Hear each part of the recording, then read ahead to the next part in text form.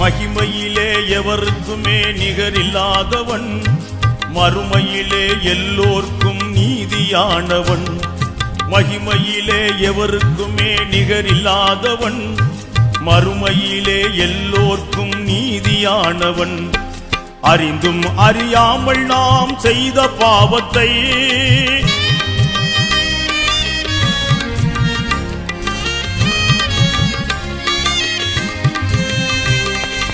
அறிந்தும் அறியாமல் நாம் செய்த பாவத்தை தொழுது அழுது கேட்டுவிட்டால் மன்னிக்கின்றவன்.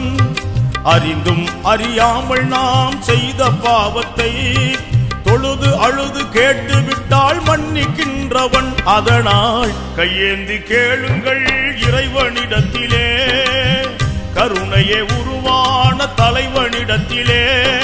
வாரி வாரி வழங்குவதில் வள்ளலானவன், வான்புவியை படைத்தாளும் வல்லமையாலும். அதனால் கையேந்தி கேளுங்கள் இறைவனிடத்திலே.